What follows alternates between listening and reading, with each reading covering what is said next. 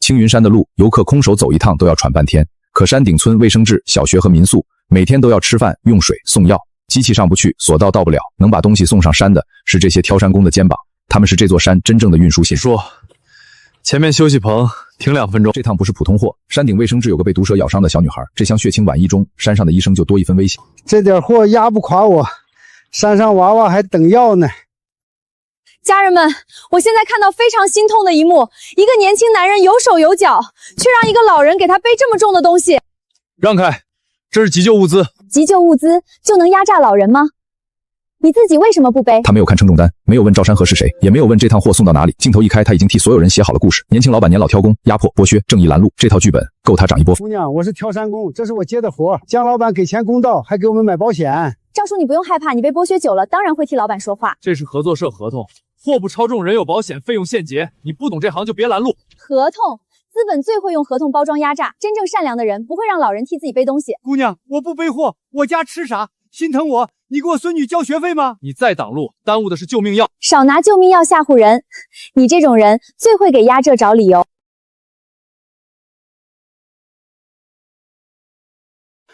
别碰，这担不能乱动。挑山工的扁担不是谁都能碰。林若慈只看见老人背得重，却不知道自己那一抓可能毁掉一条命。我说了，别碰！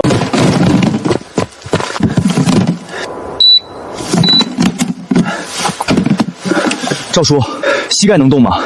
我没事儿，先送药。大家看清楚，老人摔倒了，他第一反应竟然是看自己的货值多少钱。你都这样了还说没事，你是不是怕他扣你钱？我怕，山上孩子没药。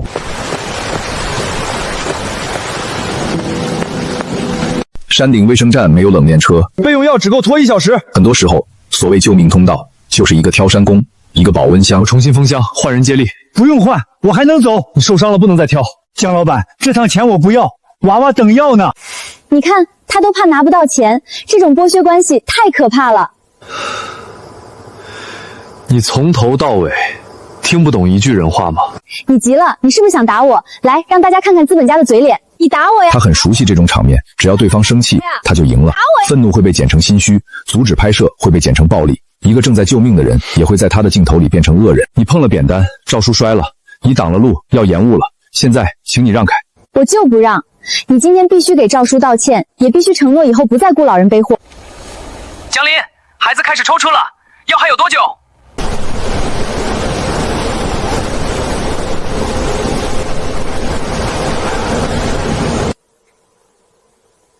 你不能走，事情没说清楚前，你不能走。你打呀！你敢打，我就让全网看见你。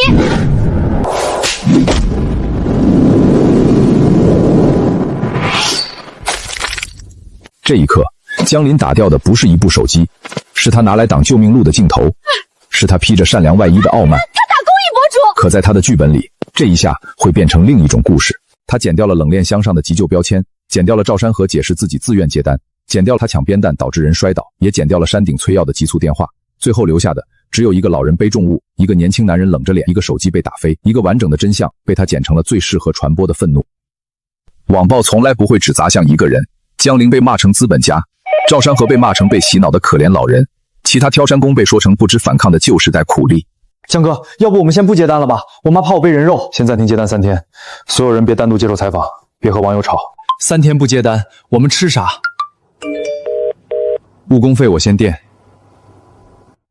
他能垫3天，可垫不了一辈子。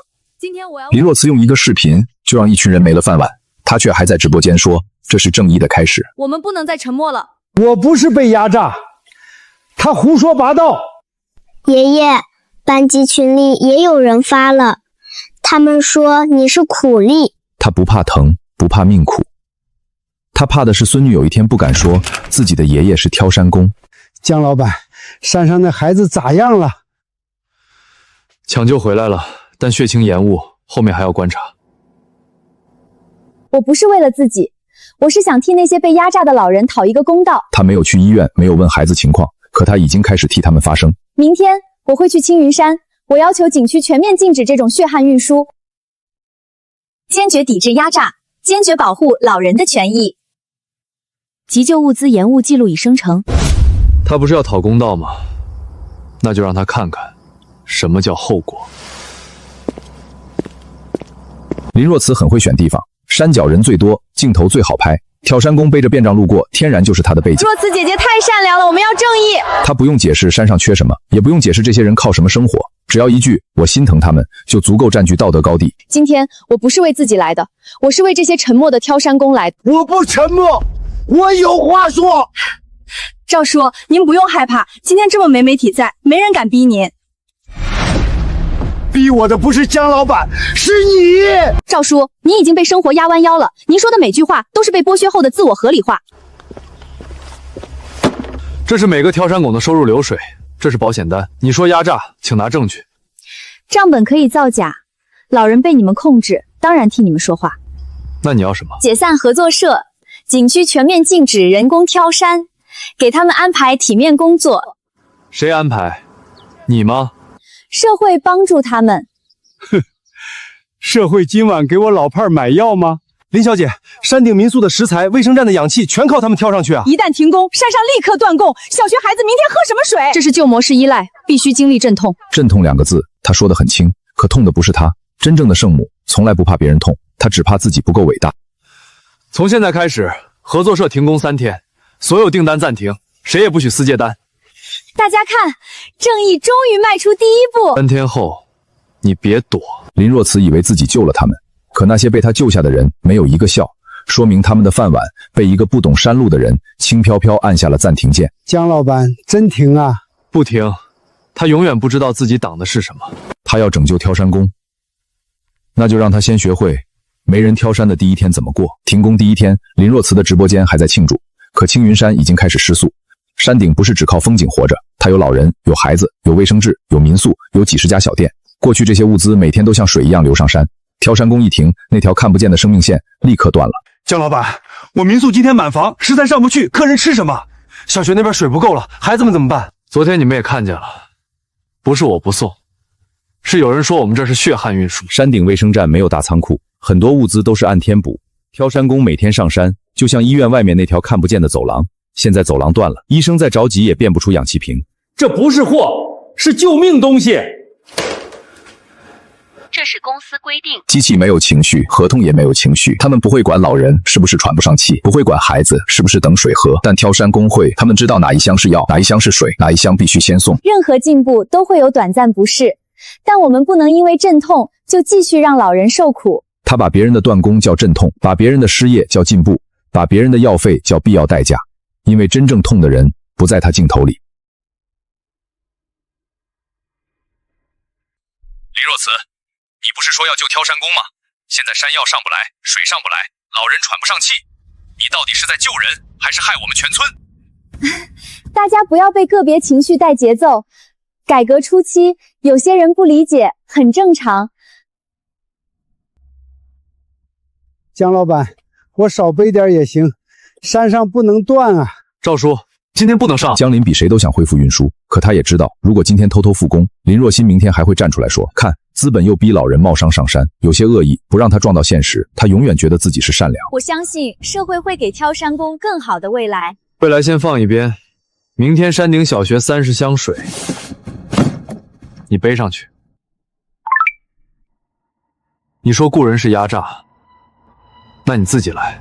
昨天听证会上，韩启明说等着山路封停，今天山路真的停了。这不是安全整改，这是报复。他们不需要证明挑山工危险，只要把路拦住，让所有人没活干，山上没货用，云顶的高价合同就会变成唯一选择。通知已经发了，谁也不能接单。我家今天还等米下锅，我也只是执行规定。断工最怕的不是第1天，是商户不知道会断多久。民宿退房，餐厅缺菜，卫生间缺药，学校缺水。他们知道云顶贵，也知道合同苛刻，可只要挑山工被封1天，云顶就多一分胜算。签了今天就能安排货运，不签的话，什么时候恢复人工运输，我们也不知道。3年独家，价格还上浮，这不是把我们按死吗？至少现在我们能送。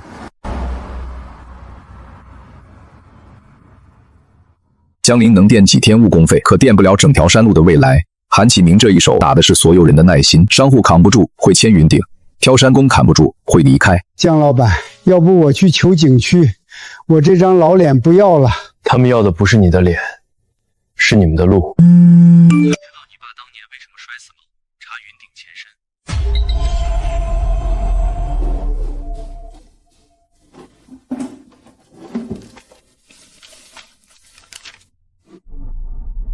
江林一直以为父亲死于山路。那一年暴雨，父亲为了送急救包上山，摔下鹰嘴崖，所有人都说是命，事故报告也写是个人违规接单。可现在有人告诉他，那不是命。韩启明，你家欠的可能不止这一次。这些词看起来很漂亮，低效、人力、现代化，每一个字都像在讲进步。可如果把它们翻译成山上的话，就是另一种意思。挑山工没活干，山顶商户只能签高价合同，卫生站取消也要被锁进云顶的收费体系。曼青，这事儿别碰太深。云顶文旅是台里的大客户，客户能让我们不发真相吗？江林最熟悉这套话术，先用舆论把人工挑山打成落后和压榨，再用封路、审查、停工作为过渡，最后推出所谓更安全、更文明的索道货运。听起来是改革，实际是垄断。一箱水5倍价，山上人咋吃得起？他们不需要山上人吃得起，他们只需要山上人没得选。所以林若思不是蠢，是拿钱办事。先找证据，蠢可以骂，拿钱害人要算账。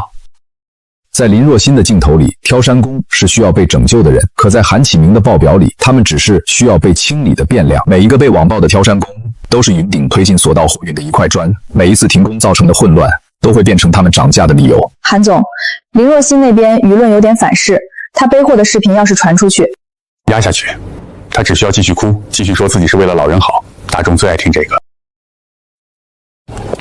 我只是接受公益宣传合作，难道公益不需要经费吗？那你知不知道云顶在推索道货运垄断？我不懂商业，我只懂心疼老人。这句话听起来无辜，可不懂商业不代表他可以不懂后果。他收了钱，拍了视频，砸了饭碗，然后说自己只是心疼，这不是无知，是方便的无知。不是公益，是清退。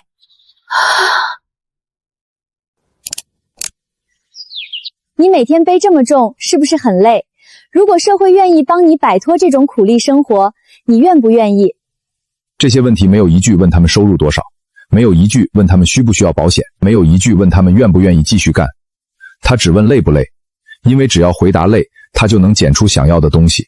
累肯定累，可这活挣钱踏实，姜老板给的也公道。大家听见了吗？他说累。一个人的话被剪掉一半，就会变成另一种意思。挑山工们没受过媒体训练，他们说累是因为活本来就累，他们说想轻松是因为谁都想轻松。可这不代表他们想被人赶出山路，更不代表他们愿意失业。这一次不让别人替你们说话，愿意出镜的就自己说，不愿意的不勉强。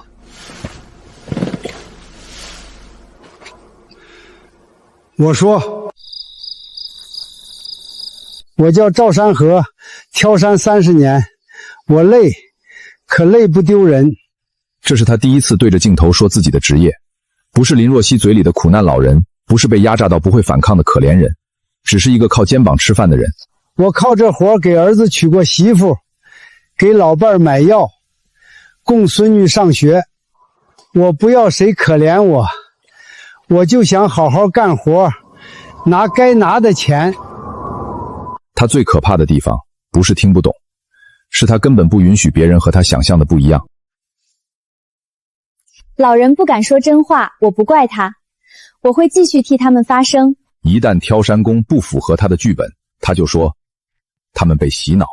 与此同时，赵山和孙女赵小鱼在班级群里收到同学消息，赵小鱼盯着手机，眼眶慢慢红了。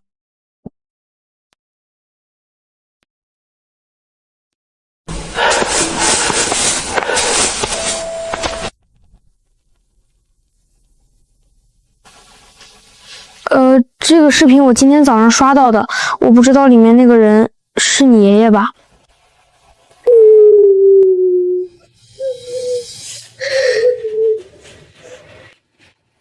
爷爷，你以后别挑山了，好不好？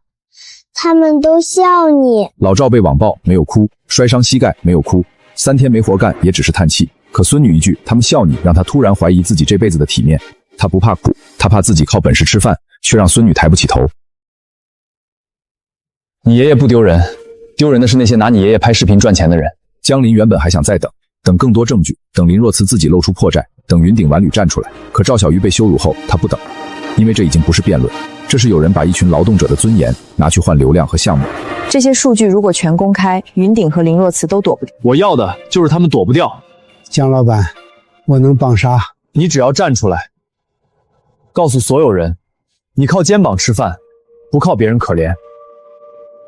林若慈用眼泪和剪辑点燃舆论，江林就用账本和现实把火烧回来。谁说挑山工被压榨？谁让他们停工？谁又从这场混乱里赚钱？明晚所有答案都要摊在桌面上。账本，那就让他看见，资本也会做账。林若慈的直播靠哭，云顶文旅的发布靠包装，江林的直播只靠账。因为山路上的事最终都要落到一箱水多少钱，一趟货谁来背，一个挑山工一天有没有饭吃。赵天河近3个月月均收入9400，合作社统一买保险，雨天停运，超重拒接，这叫压榨吗？钱是我自己挣的，没人逼我。这些数字没有眼泪，可比眼泪更重。林若慈说她停工是改革阵痛，可阵痛不是她痛，是孩子没水喝，老人没氧气，商户没生意，挑山工没收入。同样一箱水，合作社26块，云顶临时货运130，谁在压榨？云顶的词更漂亮，科技、减负、文明、未来，每一个字都像在替山路升级，可他们从不解释为什么升级后价格涨5倍，也不解释为什么合同里写着不得使用第三方运输。我们不是为了赚钱，我们是为了让老人不再受苦。韩总，请施云山人力运输淘汰计划舆情合作方案是不是云顶制定的？一边是挑山工的收入流水，一边是云顶5倍报价，一边是停工3天的真实损失，一边是写着淘汰计划的舆情合作。到这一刻，林若提的圣母表演终于裂开，裂缝后面不是善良，是生意。这份文件来历不明，云顶文旅保留追究法律责任的权利。来历不明，那我们明天继续明。事情终于连起来了。林若慈拦路之前，云顶文旅刚向景区提交索道货运独家运营申请。林若慈的视频爆火之后，景区立刻暂停人工挑山审核。挑山工停工第2天，云顶文旅上线高价临时货运。这一切如果单独看都是巧合，可连在一起就是一张网。啥叫淘汰？我们是坏东西吗？说淘汰就淘汰。他们不想让你们少受苦，他们是想让山上所有人没得选。云顶文旅说自己是科技减负，可真正被他们减掉的不是苦，是山顶商户的选择权。一箱水挑山工26块送上山，云顶临时货运要130。如果独家合同签下，以后每一袋米、每一瓶氧气、每一箱药都要被他们重新标价。他们早就来谈过，让我们签3年合同，不签就说以后人工挑山会被关。林若慈视频一出来，我们就更不敢吭声了。谁敢说需要挑山工，谁就像是在支持压榨老人。他不是看不见真相，他只是知道一旦承认自己收过钱，公益人设就塌了，所以他只能继续演，继续哭，继续说他是为了老人好。只要他还站在善良那一边，就还有粉丝替他冲锋。我承认，我接过公益宣传经费，但我初心从来不是为了钱，我只是看不得老人受苦。善良如果真的干净，就不该有这种备注。关怀是给镜头看的，舆情才是他真正接下的活。林若慈，你说你心疼挑山工，那20万里有1分钱给过他们吗？我承认，事情发展到现在有很多误解，所以我决定成立挑山谷转型基金，让老人们不再背着重担讨生活。这是他最擅长的方式。质疑来了，就再造一个更大的善意。20万说不清，就谋30万；拦路说不清，就说自己要帮人转型。可是他从没问过一句，挑山工想不想被他转型？基金写得很漂亮，公益宣传、转型咨询、心理疏导、媒体培训，可真正关系到挑山工饭碗的内容一条都没有。没有误工补偿，没有医疗补助，没有保险升级，更没有明确发放名单。说白了，这笔钱可以用来拍视频、住酒店、请专家，就是不一定到挑山工手里。江哥，你看这个，签署转型意愿书后，视为自愿接受非人力运输替代方案。啥意思？意思是谁签了，谁就可能不能再挑山。老人们不懂合同，他们只听见帮扶、基金，以后有补助，林若慈递上红印泥，像递上一份希望，可那张纸下面藏着的是让他们离开山路的坑。不能签。江林，你凭什么阻止他们接受帮助？因为你让他们签的不是帮助，是放弃饭碗。这是为了他们的长远未来。哼，他们今天吃什么你都没解决，你跟他们谈长远。景区说，我签了自愿转型，从今天起，我不能接单了。他的善良终于在第一个失业通知面前露出了原形。林若慈，我老伴儿的病怎么？张手印比他们几十年走过的山路还重。老周挑山28年，老梁靠挑山供2个孩子读书，老冯每天挑清货，给瘫痪妻子买药。系统已经变更，你们现在属于转型观察名单，暂时不能接人工运输单。观察啥？我家明天就要交透析费。你们找基金会吧。他们没有说要退出，可林若七那张帮扶登记替他们说了。林小姐，我不接单了。你说基金帮扶能不能先借我2000？大爷，基金发放需要审核，您先填申请，再等公示。老周听不懂审核，也等不起公示。医院不会因为他参加了公益转型就免掉明天的透析费。我们流程要规范。你咋才来？家里要钱，你跟我们说呀。先垫上，后面从陆工损失里一起追。我不是想签，他说签了能帮我。这才是最刺痛江林的地方。有人递来一张写着公益的纸，他们就以为那是好意，可有些好意比恶意还会骗人。我爸签了你们的协议，现在没活干了。林若慈，你们到底管不管？林若慈终于发现，苦难一旦不按他的镜头走，就会变成反噬他的刀。他救不了任何人。基金不能随便发，我们要对每一位捐赠人负责，也要帮助挑山工建立真正长远的未来。他很快换了话术。前几天他说自己心疼老人，现在他说公益需要流程。前几天他骂江林用合同压榨，现在他用基金规则挡住老周的救命钱。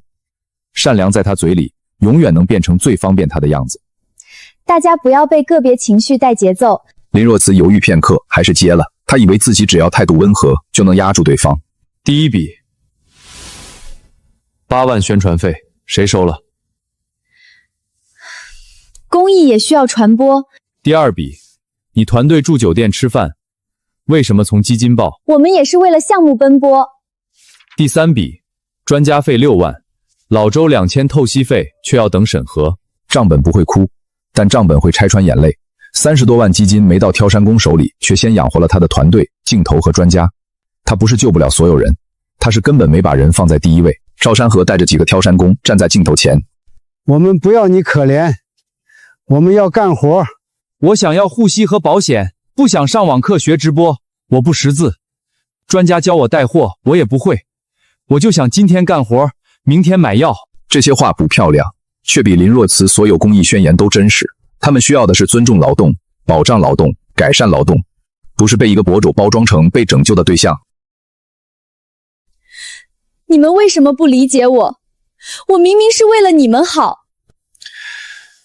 你所谓的好，他们承受不起。韩总，是否继续帮林若慈压热搜？不用了，让他自己扛。资本最擅长切割，需要他时，他是公益博主；出事之后，他就是个人行为。林若慈以为自己站在聚光灯里，可灯一灭，背后的人先把他推了出去。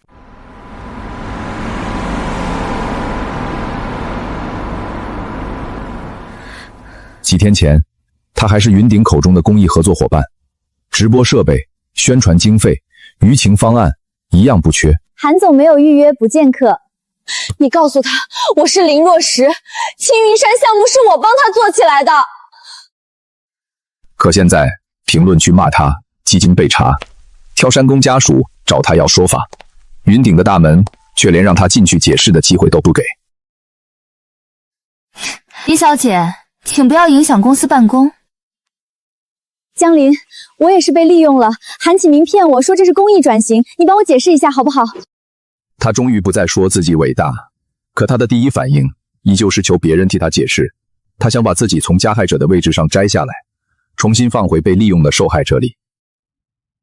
我孙女儿被人骂的时候，你解释了吗？老周没活干的时候，你管了吗？山上孩子没水喝的时候，你背了吗？林若慈只是前菜，云顶真正想要的是这份倡议通过。只要人工挑山被禁，后座社就会消失。人工挑山危险、低效、不体面。云顶愿意承担社会责任，提供现代化替代方案。挑山工失业，商户签约，卫生站和学校被迫接受高价运输。这叫替代方案，这叫垄断。韩启明会在听证会上把人工挑山定性成危险落后。他们准备了事故统计。他以为自己拦的是一根扁担，后来才知道那根扁担后面是100多个家庭，是一条山路，是一整套被资本盯上的生计。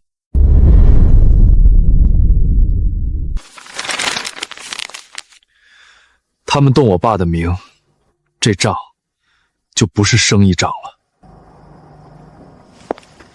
这场听证会看起来是在讨论青云山的运输方式，实际上是在决定100多个挑山工家庭的饭碗。云顶文旅说人工挑山危险、落后、不文明。江林知道，他们真正想说的是，这条山路以后只能由云顶赚钱。各位，这不是尊严，这是时代遗留的苦难。漂亮词语最容易骗人，减负听起来像关怀，现代化听起来像进步，可合同里不会写关怀，合同只写价格、独家、违约和涨幅。韩总，你说这是减负，那请问，为什么1箱水的价格要涨5倍？不得使用第三方运输，那我们以后只能被你们宰。改革初期，成本自然较高。成本高是你的事儿，凭什么让山上所有人替你买单？挑山工不是一张流汗的照片，他们是这座山几十年来的应急系统。机器停电了，他们还能走；索道检修了，他们还能走。暴雨封路时，最熟悉哪条小路能过的也是他们。我知道挑山苦，但我不觉得丢人。我怕的不是苦，是有人说为我好，却不让我干活。江先生，你说的动听，但事故统计不会说谎。人工挑山近年事故频发，这是事实。江林可以忍他们说自己，也可以忍他们攻击合作社，可他们不该把一个为送急救物资摔死的人写成违规。韩总，说到事故，我这里也有一段录音，你要不要先听？先把挑山工污名化，山路自然就是我们的。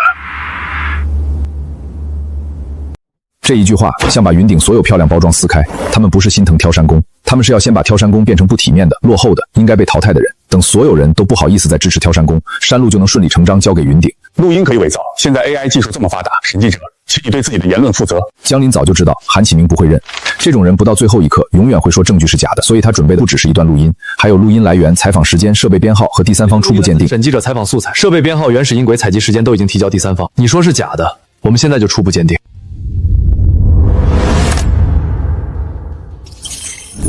初步检测，音轨连续，无明显拼接和合成痕迹，如需正式报告，可进一步送检。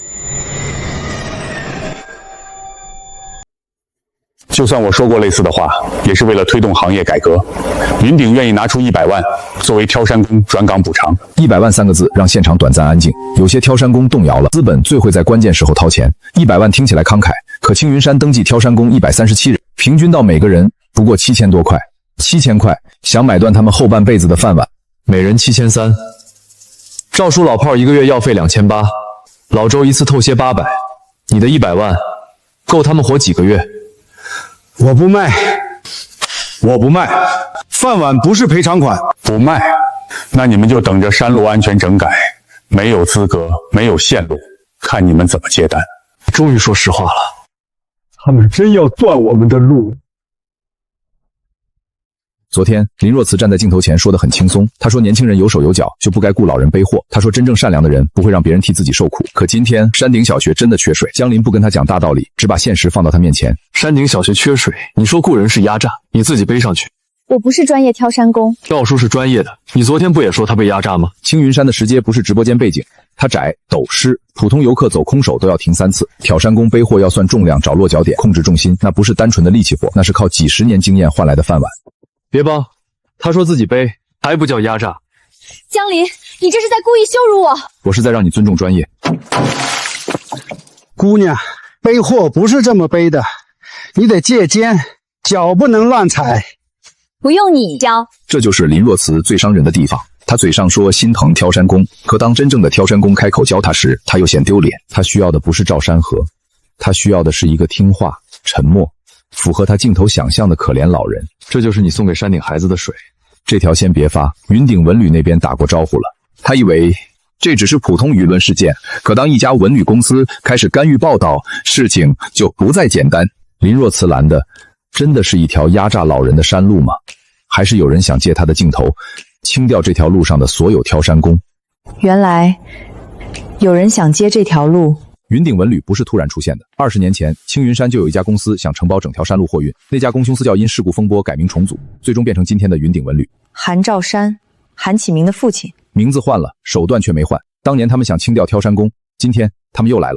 父亲不是普通事故者，他是当年反对垄断的领头人，而他死后，反对声音迅速消失。过去的事儿别问了，你爸是雨天路滑，命不好。这句话他重复了20年，重复到自己都快信了。因为当年不这么说，就可能轮到他家出事。山路上的人不怕累，怕的是有人在暗处盯着你。马哥，云顶又要清我们，你再不说，当年的事就又要重演。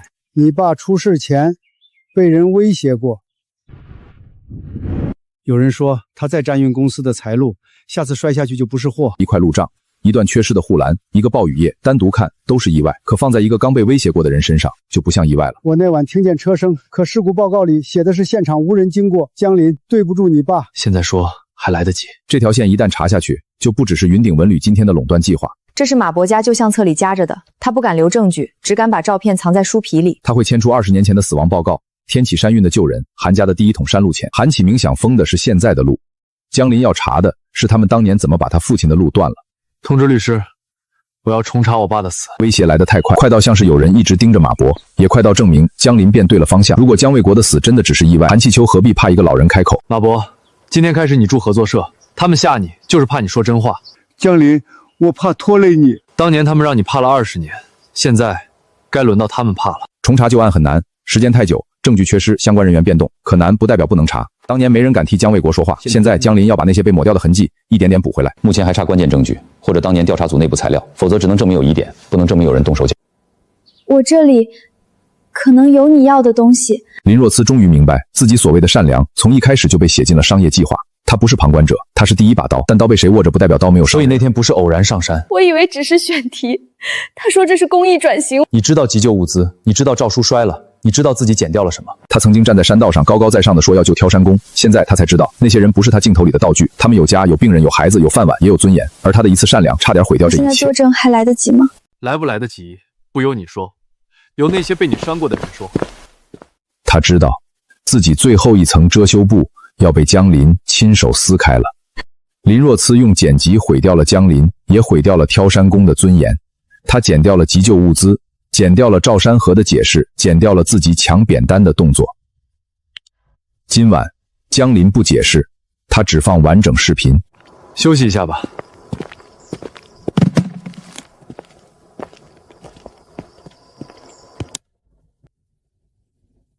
完整视频里没有所谓老人不敢说话，赵山河说得很清楚，他是挑山工，他靠这活养家，江林给钱公道，还买保险。可这些真实的话没能出现在林若曦的爆款视频里。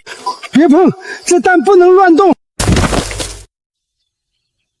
舆论反转有时不需要多余的话，只需要把被剪掉的东西放回来。救命药被剪掉了，挑山工的解释被剪掉了，摔倒原因被剪掉了，那些被剪掉的真相终于一秒一秒反咬他的人设。你说你是善良，可你剪掉的是一箱救命药，也是一个挑山工的饭碗。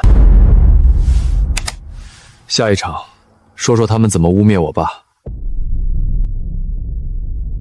江林的父亲江卫国20年前是青云山最有名的挑山工，那一夜暴雨，山顶卫生站急需急救包，其他人不敢走，他走了，然后死在鹰嘴崖下。可云顶把父亲写成了违规接单，一个为了救人而死的人。只是引用历史事故，人工挑山本就存在不可控风险。你们可以说山路危险，但不准说我爸违规。这些纸很旧，边角已经发黄，可上面的字比云顶那份统计干净得多。他们证明姜卫国不是违规，不是贪钱，不是不听调度，他只是知道山上有人等药。当年老姜走的时候，肩上背的是救命包，你们今天把他写成违规，良心不疼吗？姜林小时候总觉得父亲是被山带走的，后来他成立合作社，就是想让挑山工不再像父亲一样出了事没人兜底，这规矩不合手。可现在他才发现，父亲可能不是单纯死于山路，有人改写了他的死，有人踩着他的名字继续谋这条山路的钱。有件事我以前没敢说，你爸出事前和天启山运闹得很僵，天启山运就是云顶文旅的前身。那天韩启明也在。旧案最难查，时间会让人忘记，灰尘会盖住痕迹，有些证据不是不存在，而是被人悄悄抽走了。江离翻开父亲那份卷宗时，第一眼就看见了问题，照片编号从1到9，可中间少了3张，缺的刚好都是关键部位。当年经手照片的人是景区安保队副队长老蒋，后来他离职了，找他。有些人的害怕藏在反应里，老蒋不是不知道，他是知道的太多，所以20年都不敢说。当年天启山运背后有人有钱有关系，一个小小安保副队长能做的只有闭嘴。时间太久了，我记不清了。我爸死了20年，你不记得我记得。我们已经查到照片缺失，老蒋，你不是凶手，但你如果继续隐瞒，就还是帮凶。他没敢留照片，可他留了编号，因为良心和恐惧在他心里打了20年，恐惧让他不敢公开，良心让他不敢彻底销毁。那3张照片里有被拆下来的护栏螺丝，有车轮印，还有一只印着天启山运标志的手套。你爸不是自己画下去的，有人在主路上放了路障，逼他绕鹰嘴崖。照片呢？我偷留过底片，藏在老家祖屋。他们来晚了一步，但也只晚了一步。抢走底片的人，正是最怕底片出现的人。没了，底片没了。他们抢证据，就说明证据是真的。证据被抢，线却没有断。青云山的泥很特殊，雨后带着红褐色矿粉，鞋底一踩半天都洗不干净。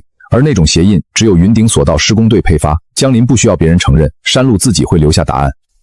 昨晚谁离开过工地？工人多，我哪记得清。那我们就直播问。昨晚有一辆云顶皮卡从工地开走，去过后山仓库。你以为这里是你合作社，没有搜查令，谁都进不去？哼！韩启明很清楚规则，没有搜查令，江林不能硬闯，硬闯了他就是闹事，韩启明就能再次把江林剪成山洞挑山工对抗企业的恶人。可江林已经不是当初被动挨骂的人了。我不闯，我就在门口等。那你慢慢等。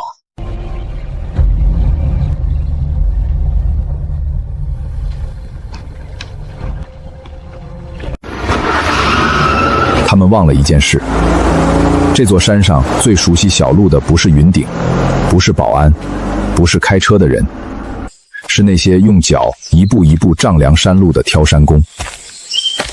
去哪儿啊？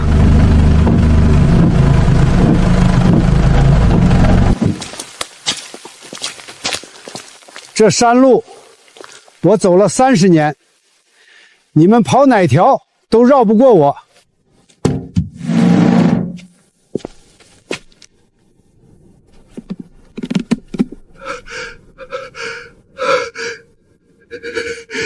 就是他，就是这个盒子。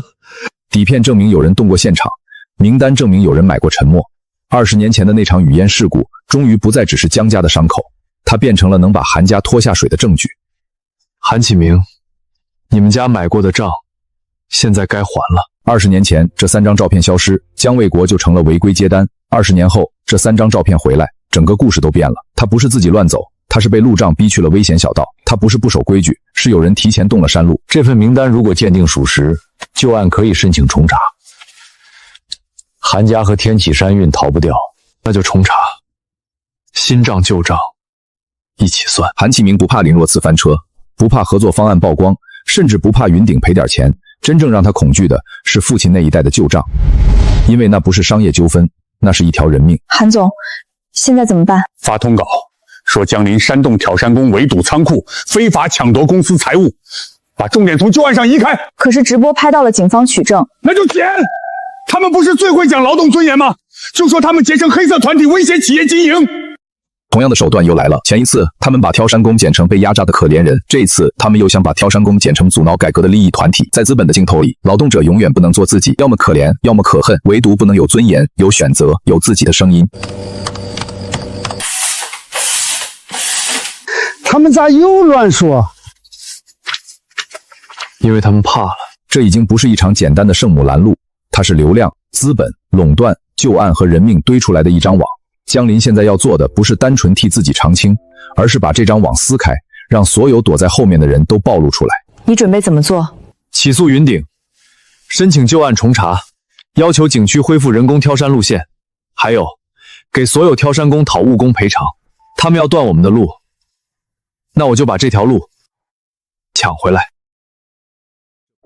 这不是韩启明第一次剪辑，前一次他让林若慈把挑山工剪成被压榨的可怜人，这一次他又把挑山工剪成阻挠改革的利益团体。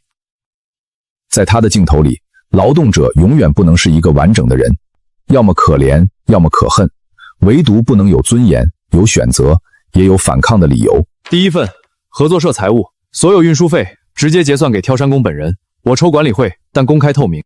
真正靠黑色利益赚钱的人不敢把账摊开，江林敢。第二份，云顶合同，3年独家，价格上浮，商户不得使用第三方运输。我们不是怕改革，我们是怕以后每一箱水都被云顶捏着脖子收费。我只问一句，急救氧气和药品，云顶能不能报一天当天送达？这叫围堵企业，还是阻止销毁证据？韩启明说我们是黑色利益，那请他解释，云顶5倍收费叫什么？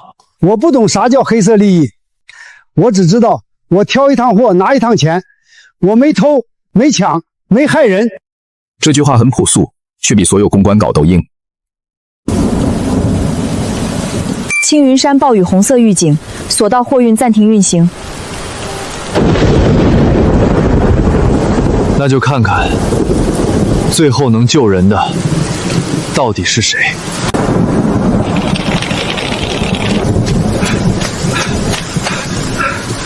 江林，山顶急需氧气瓶，云顶索道停了，你们合作社能不能先送？几个小时前，他们还说人工挑山危险落后，现在索道一停，最先想到的还是这些落后的肩膀。技术当然有用，可山里最怕的从来不是没有技术，是把所有路都交给一种技术、一家公司、一个价格。人工线路不是封了吗？特殊情况可以临时恢复。路不是你们想封就封，想用就用。3个条件：第一，撤回人工挑山污名化文件；第二，恢复合作社合法运输资格；第三，应急运输费直接结算到挑山工个人账户。救人归救人，但不能再让挑山工一边救命一边被骂压榨，不能让他们雨夜冒险后钱还被层层贴钱。江林要的不是趁火打劫，是把他们被拿走的尊严和规矩先放回山路上。我答应，口头不算。盖章。我腿不行，不能上，但我能调路。这山我熟，除了我，谁也别想把东西运上去。赵叔，你坐镇山脚，年轻队上山，物资必须按时送达。这不是普通送货。暴雨夜的青云山，石阶会打滑，山沟会涨水，风口能把人吹偏。挑山工不是硬扛，他们要分重量，看路线，算休息点，每一步都是经验，也是命。怕就留下，没人会怪你。我怕，但山上有人更怕。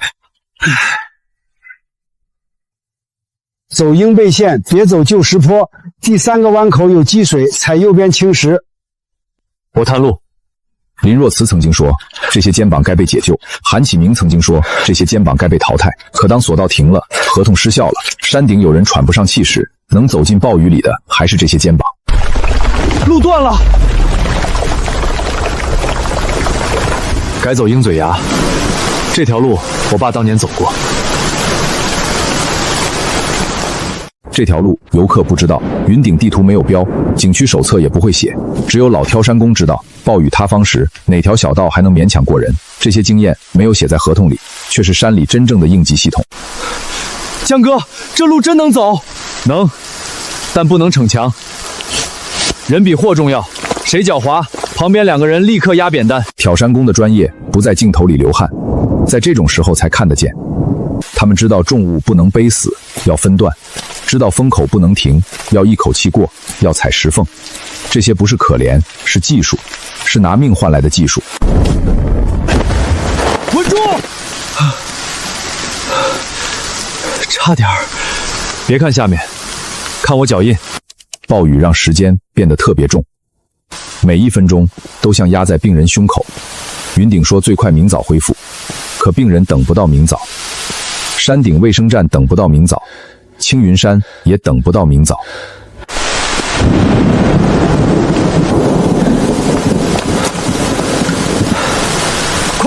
快接氧！再晚10分钟，他就撑不住了。他们不是为了当英雄上山，他们只是知道有人等着这瓶氧。这就是挑山工的工作，苦、危险，但也重要。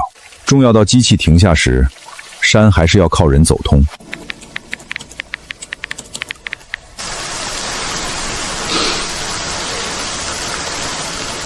现在，谁还说他们只该被淘汰？舆论终于看见了另一面，不是林若慈镜头里被压弯腰的老人，也不是云顶通稿里阻碍改革的利益团体，而是一群在暴雨夜里用肩膀把氧气送上山的人。走得好，脚没乱，肩也稳。云顶永远不缺包装，索道停运时，他们说不可抗力；急救物资送不上去时，他们说要等明早。可等挑山工把人救回来，他们又想把协同救援写进报告。韩总，网友现在对我们意见很大，要不要先低调？舆论记性短，只要报告发出去，外面只会记得云顶参与救援。景区负责人，山顶急需氧气，能不能马上安排索道货运？云顶客服，天气原因，索道暂停。景区负责人，人命关天。云顶客服，公司规定最快明早。有些功劳不能靠 PPT 抢，谁拒绝了，谁出发了，谁在办公室等天气，谁在暴雨里走山路。云顶说协同救援，请问你们协同了什么？江老板，这名字好，听着不像苦力了。你们本来就不是。他们不想被神化，也不想被怜悯，他们只想被当成一份正经职业，能挣钱，能救人，能被尊重。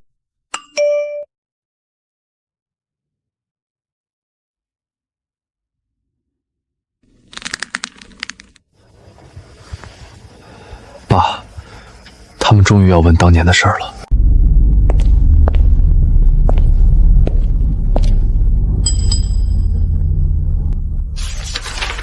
韩启明真正怕的不是云顶赔钱，也不是合作社翻身，而是韩家的旧账被翻出来。商业体毁可以公关，垄断合同可以修改，可一旦姜卫国的死被认定有人为干预，那韩家就不只是输生意，是要还命债。找关系，不管花多少钱，把旧案压成历史遗留问题。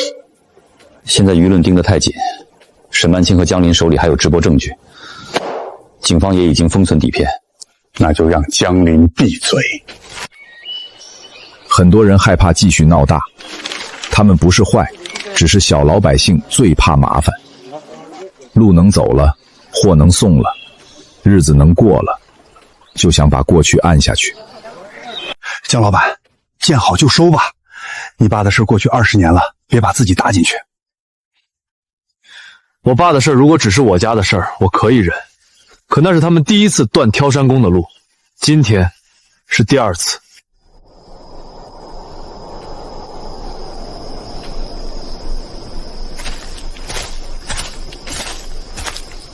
这座坟前，江林来过很多次。小时候来是想父亲，长大后来是告诉父亲合作社有了多少人，今晚来是终于知道父亲当年可能不是死于命，而是死于一条被人动过手脚的路。爸，我不是为了报仇才查，我是怕他们以后还敢让别人的父亲摔下去。老江，当年我们怂，今天不怂了。你儿子带着我们把路抢回来了。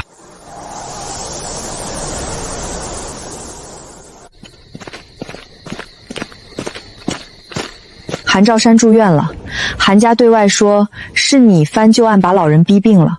韩家又换了一把刀，以前用心疼老人打挑山工，现在用病重老人压旧案。只要他们变成可怜的一方，就总有人忘记真正被害死的人是谁。真病还是装病？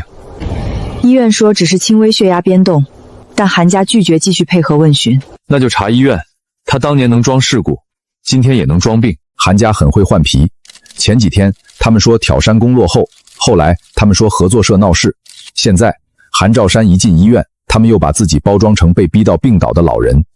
只要老人躺上病床，很多人就会忘记20年前真正死在山路上的也是一个父亲。我父亲年近70，江林为了私臭翻旧账，逼问网暴一个老人，他还有没有人性？如果韩兆山真病了，我不打扰医生救人；但如果他是装病，我会让他知道，医院不是避罪所。装病不是新招，但很有用，因为他能把调查者变成逼迫老人，把被调查者变成受害者。韩家想用病房把姜卫国那条命重新盖住，可这一次江林不再给他们盖住的机会。可以申请调取医疗记录，同时要求调查组确认韩兆山是否具备问询条件。我查到韩家这2天频繁接触旧案相关人员，名义上是探病，实际上可能在串供。他不是不能说，是还没想好怎么说。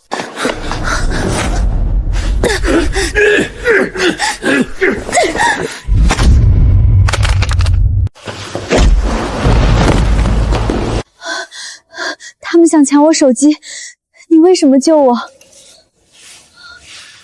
我不是救你，我是救证据。当年他爸挡路，现在他也挡路，你们只要咬死是意外，钱不会少。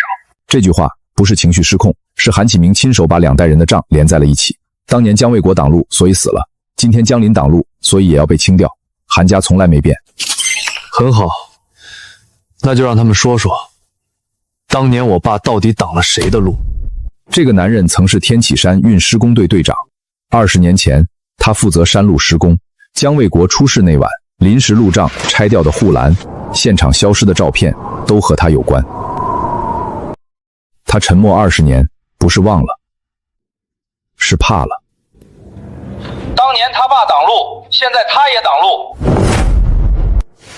谁挡路？挡了什么路？我爸死了20年，你们到底还想让他背多少年黑锅？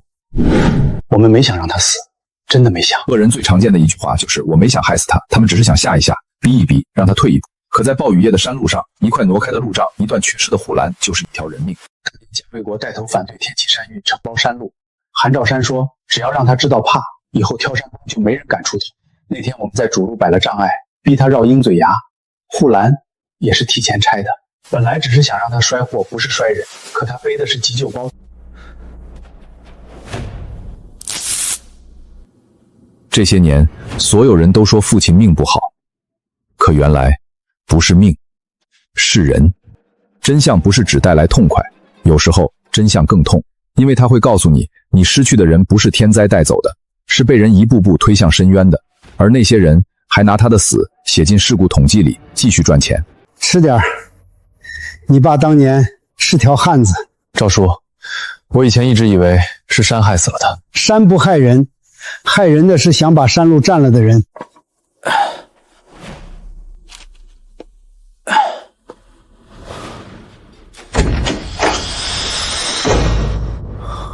韩家已经不再遮掩，他们知道旧案要翻，就用最下作的方式继续羞辱那个死去的人。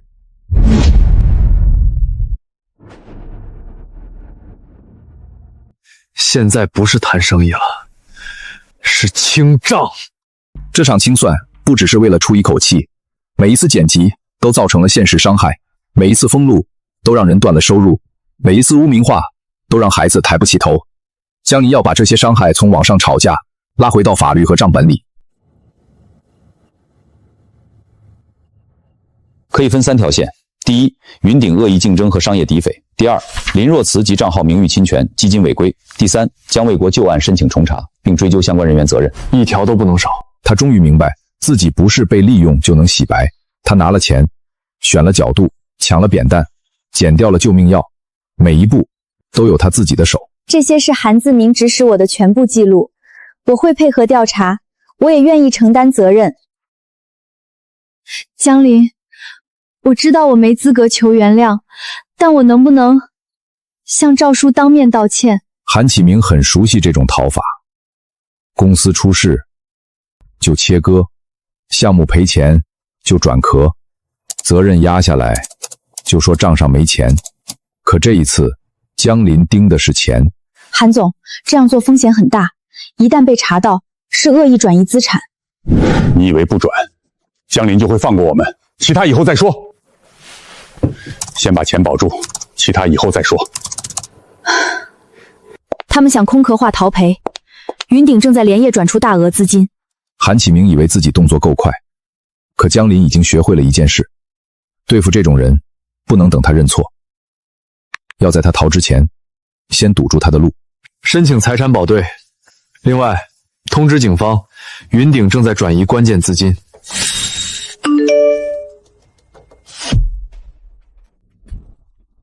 韩启明，法庭见。韩启明失联了，有人说他出国，有人说他躲进山里，有人说他已经转移资产，准备东山再起。可江林不信他会走远，因为韩启明最舍不得的不是自由，是云鼎后台里那些还没来得及删干净的数据。韩总不在，公司服务器涉及商业机密，涉嫌案件证据依法保全。江林从山路长大，他知道一个想逃的人不会随便选路。韩启明经营云鼎多年，最熟悉的地方不是酒店，不是机场，是他自己的项目。只要核心数据还没销毁，他一定会回到最能掌控局面的地方。机房有格式化痕迹，韩启明很可能在现场附近。这里以前天启山运修过暗仓，外人不知道。走。这些数据是云鼎最怕见光的东西：舆情付款、删帖费用、水军账号、景区封路沟通记录、清退方案，每一条都能证明青云山这场风波不是意外，是计划。韩总，来不及了，外面有人，继续删，删完我保你。你保不了他，你也保不了你自己。江林，你以为拿到数据就能赢？商业世界不是你们这群挑山妇能懂的。我不懂商业世界，但我懂一条路，谁想踩着别人的命占路，就得付代价。终于找到你真正想干的事了。赵山河这辈子没进过法院，他挑过米，挑过药，挑过水，却没想到有一天要站在法庭上，证明自己是一个有资格选择工作的劳动者。赵叔，你就说实话，怎么想就怎么说。我不怕说实话，我怕他们又把我的话剪一半。这次不会了。所有看似偶然的事终于归位。林若慈不是偶遇挑山工，他是第一阶段；景区封路不是安全整改，他是第二阶段；云鼎5倍报价不是临时成本，他是第三阶段。这份文件未经完整核验，不应采信。文件来自云鼎服务器原始数据，删除程序未完成，已完成数据恢复和取证封存。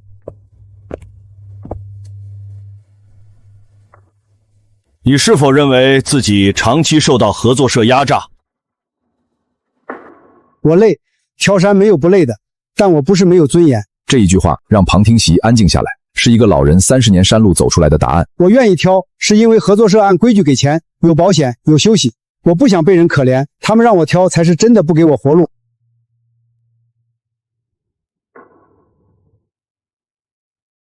林若慈曾经是这场局里最亮的镜头，现在他要在没有滤镜、没有剪辑、没有粉丝的地方，把自己做过的事完整说出来。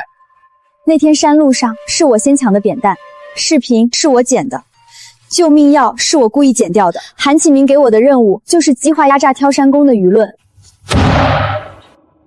你胡说！你这是为了自保污蔑我！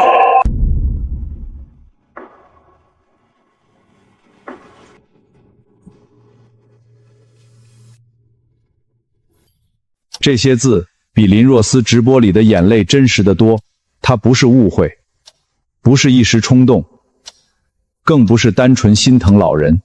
他拿着云顶的钱站在山路上，挑了一条最容易爆火的角度，然后把救命药剪掉，把挑山工的解释剪掉，把自己伸手抢扁担的动作剪掉。视频是我剪的，急救物资是我故意没放进去。赵叔摔倒也和我抢扁担有关。你这是为了脱罪，污蔑云顶。是你给了我钱，也是我自己想红。我们谁都不干净。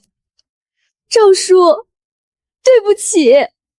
这句对不起来得太晚，晚到赵山河的膝盖已经留下旧伤，晚到赵小鱼在学校被人骂过苦力孙女，晚到老周签下那张转型意愿书，差点断了老伴透析费，晚到山顶卫生志那箱血清已经失温过一次。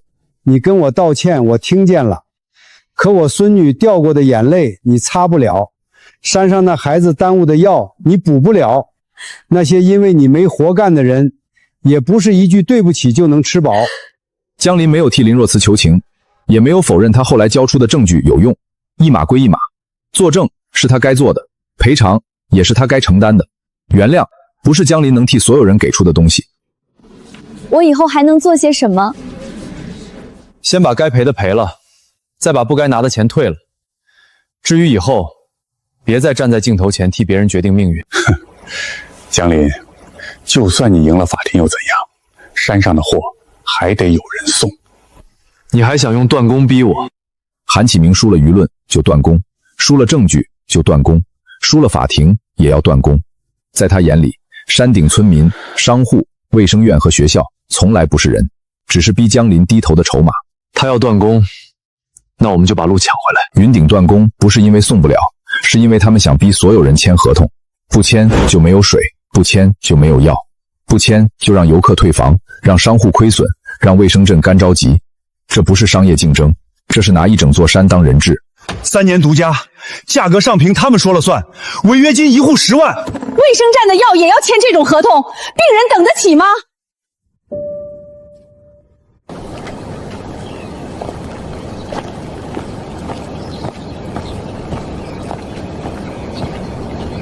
他们以前怕得罪云顶，也怕被骂支持压榨，可现在所有人都知道，真正卡住山路的是谁。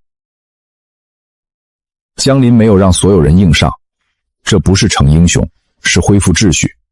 以前挑山工靠经验单打独斗，现在合作社要把经验变成制度，谁能背多少，谁走哪条线，哪批物资优先，全部公开。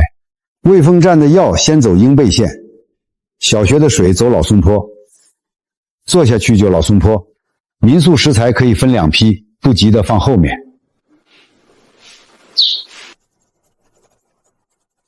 今天不是单纯送货，是告诉云顶，这条路不是他们说断就能断。大家好，我是曼青，现在我们正在青云山脚下直播这场特殊的运输。镜头不再把他们拍成苦难，而是拍流程，拍制度。挑山工终于不是别人故事里的道具，他们是这场行动的主角。有些赎罪不需要被看见，如果还想着被看见，那就不叫赎罪。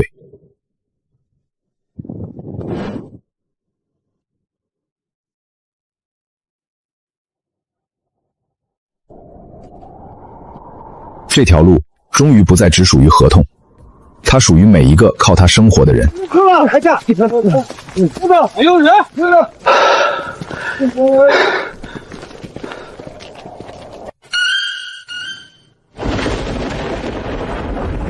今晚不能走旧石坡，要是强往走，孩子们明天没有饮用出事。雨夜，我们再走一次。这一次，江林没有让人硬扛20公斤、30公斤。雨夜不是逞强的时候，他把每箱水拆开，让每个人少背一点，多跑几趟，速度慢一点，但人必须安全。这就是他和云顶的不同。云顶只问货什么时候到，江离先问人能不能回来。旧石坡不能走，鹰嘴崖太险也不能走。今晚走茶马旧道，远一点但稳。赵叔，茶马旧道不是废了吗？废的是地图，路还在。按赵叔说的走。是。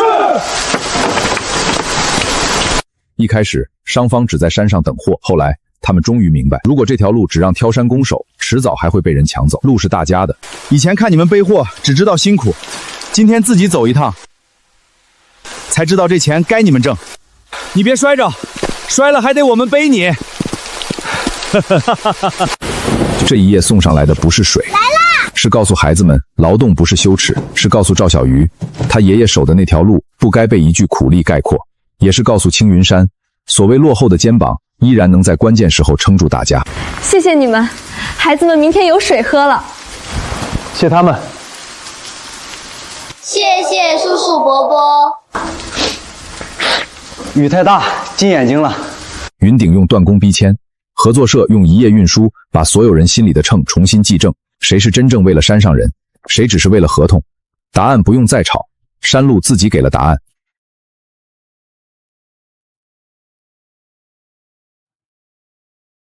我们能继续挑了？能，但以后不是散工挑，是有规矩、有保障、有尊严的挑。云顶文旅恶意竞争案，明日宣判。路抢回来了，明天账也该结了。现在宣判，经本院审理查明，被告云顶文旅及林若欣这一路从山到拦路到网上舆论，从停工断顾到暴雨救援，从父亲之前的案子到重新翻供，每一步都像从泥里往外拔。今天终于到了宣判，可江林心里没有想象中的痛快，因为没有一份判决能让时间倒回林若曦伸手抢扁担之前。我会按判决赔偿，基金剩余款项也会全部退回。我会连续7天发布完整道歉视频。这一次，他终于没有说我本意是好的，也没有说我也是被利用，因为判决书上写得清楚，他不是旁观者，他是伤害的一环。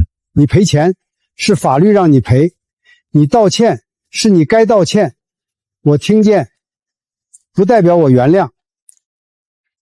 我知道，真正的后果不是道歉时被人骂，是你道歉之后，别人仍然有权不原谅你。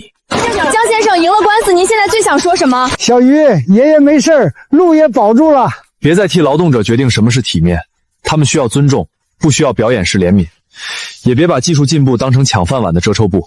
今天判的是现在的账，我爸那笔旧账还没完。判决书很厚，可在墓碑前却显得很轻。它能证明云顶错了，能证明挑山工不是被压榨的工具，能证明江林打的不是善良，可他还不能证明20年前那个雨夜江卫国到底是怎样被逼上死路的。爸，路保住了，接下来给你证明。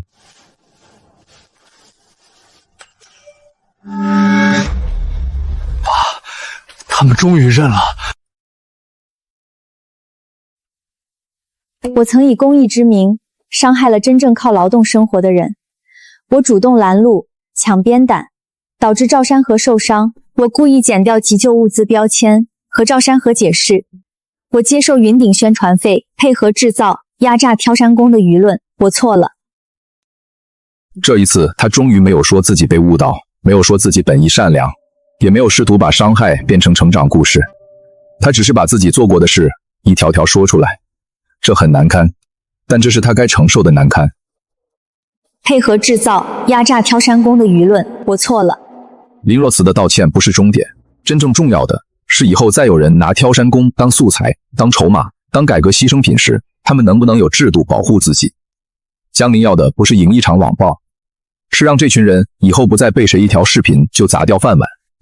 赔偿款到账后，先补误工还是先补伤病基金？误工先发到人，伤病基金单独公示，1分钱都要让大家看得见。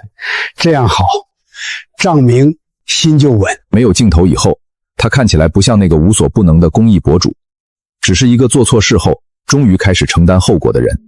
这才是真实，也比他从前任何一次直播都更像人。赔偿款已经按判决走流程，基金剩余款也退了。我来不是求原谅，只是想当面把这些交给你们。入账后公开，以后再想帮人，先问问人家需不需要。我记住了。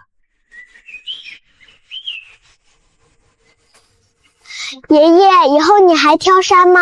挑，不过爷爷以后不挑重担了，爷爷当路线老师。这才是真正的转型，不是把人赶出山路，不是让老人签一张看不懂的意愿书，而是让他们的经验继续被尊重，让他们的身体不再被透支，让他们不用靠怜悯活着。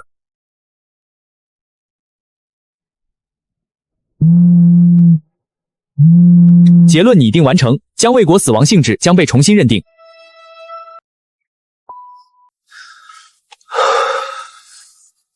爸，20年前，姜卫国死在暴雨夜。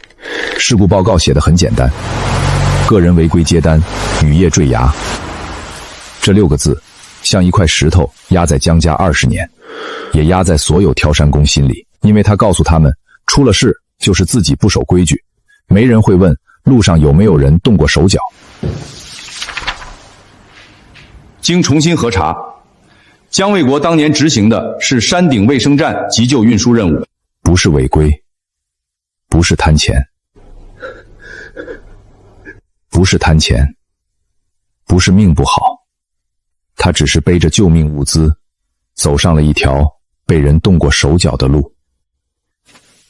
这份结论来得太晚，晚到姜卫国再也听不见，晚到姜林已经从一个孩子长成了替整条山路讨公道的人。迟来的清白依然是清白，他不能让死人回来，却能让活着的人终于抬头。爸，他们改了，不是你违规，是他们害你。老姜，兄弟们当年怂，今天我们给你赔个不是。姜林曾经恨这条路，姜林曾经恨这条路，因为他以为是山带走了父亲。后来他才明白，山不害人，害人的是那些想把山路变成自己生意的人。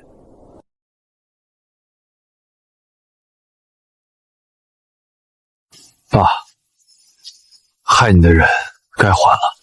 这是他第一次真正没有镜头地面对赵山河。从前他一哭，弹幕就心疼；他一句我只是想帮老人，就有人替他辩解。可今天没有人替他配音乐，也没有人把他的眼泪剪成高光。赵叔，小鱼，对不起，我不该把你们拍成那样，不该剪掉真相，不该让你们被骂。判决里的赔偿我会按时付，基金剩余款也已经全部退进伤病基金账户。大人的争斗经常落到孩子身上，林若慈用一句被压榨的老人换来热搜，赵小鱼却用很多天学会重新说出我爷爷是挑山工。说我爷爷可怜，他们就笑我爷爷。你说你帮他，可他那几天没活干。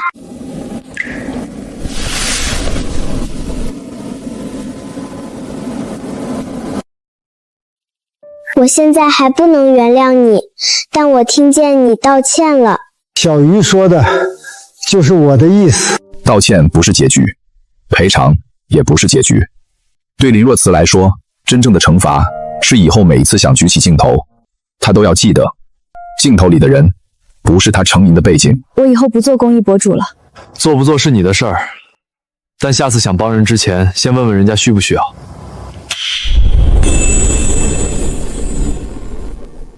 爷爷，这次你去讲给他们听。赵山河挑山30年，走过暴雨，走过大雪，走过夜路，可他从没站上讲台，也从没想过有一天孩子们会坐在下面认真听他讲这份活儿。不是听他卖惨，是听他讲技术。挑山不是光靠力气，一担货怎么分，绳怎么绑，脚怎么落，都有讲究。背错了货会翻，脚踩错了人会摔。赵爷爷，你累吗？没有不累的活，累，但累不丢人，靠本事挣钱不丢人。这句话从前他说给网友听，没人信，他们说他被洗脑，说他被压榨，说他不懂体面。今天孩子们听懂了，体面不是坐在办公室里才有，体面是你做的活被尊重，你挣的钱干净，你的选择不被别人替你决定。那机器来了，你们怎么办？机器能干的让机器干，机器干不了的我们干。年纪大了就教年轻人怎么安全的干。赵小鱼，对不起，你爷爷真的很厉害，我爷爷一直都很厉害。有些伤害不会马上消失，但一句迟来的尊重能让孩子心里那道裂缝慢慢合上。赵小鱼终于可以在人群里大说爷爷是挑山工。青云山合作社从今天起升级，成立应急运输与挑山工培训中心。赵叔，第一任路线老师，你来当。云顶口中的转型是让挑山工离开山路，林若慈口中的转型是让老人签一张看不懂的意愿书，江离要做的转型是让他们不用把身体熬废，也能继续被这座山需要。以前是我们把你们想简单了，以后景区会按制度支持。支持可以，但账必须公开，路也不能再被谁一句话封掉。这才是老挑山工的价值，不是用到背不动就丢掉，不是一句你们老了该退了，而是把他们脑子里的路变成年轻人的安全课。他们的经验终于不再只靠口口传，而是写进制度里。看见青苔别踩，背水和背米不一样，水会晃，重心要压低。别急，挑山不是硬撑，会停也是一门本事。这条路变了，不是因为机器取代了人，而是因为人终于被看见。看见他们会累，所以设置休息；看见他们会伤，所以升级保险；看见他们会老，所以安排培训和顾问。真正的进步不是抹掉一群劳动者，是让他们的劳动更安全、更有尊严。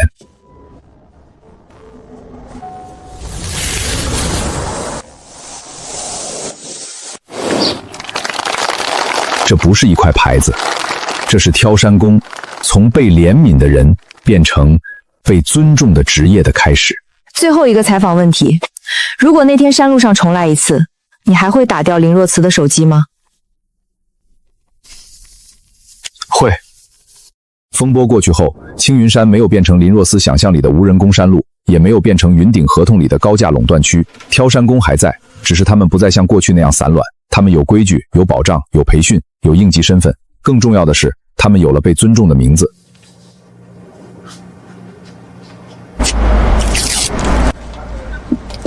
爷爷，这箱卫生制的药优先走。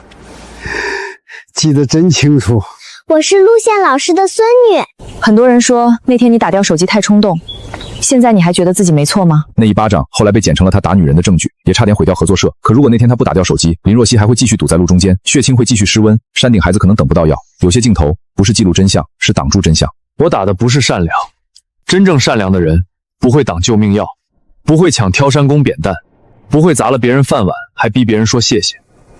我打的是拿善良当刀的人。他后来从公众视野里消失了，判决、赔偿、禁言、基金清退，一项项落下。可真正让他安静下来的，不是处罚，是他终于明白，有些错误不能拿来拍成长视频，有些道歉也不该成为新的流量。赵山河看见他，只轻轻点头，没有热情，也没有怨骂，这就是最好的距离。伤害过的人不一定要成为朋友，但必须承担后果。被伤害的人也不必为了显得宽容，强行说原谅。他们说江林雇挑山工是压榨，可后来所有人才看见，真正的压榨是砸了他们的饭碗，还逼他们感恩。真正的傲慢是站在高处替别人决定什么叫体面。真正的善良是先问一句，你需要什么？你愿不愿意？我能不能帮？那天圣母拦路，江林打了，他打的不是善良，是剪辑，是表演，是披着慈悲外衣的傲慢，是那些拿别人苦难做流量，又拿别人命运做生意的人。这条路谁也别想再抢走。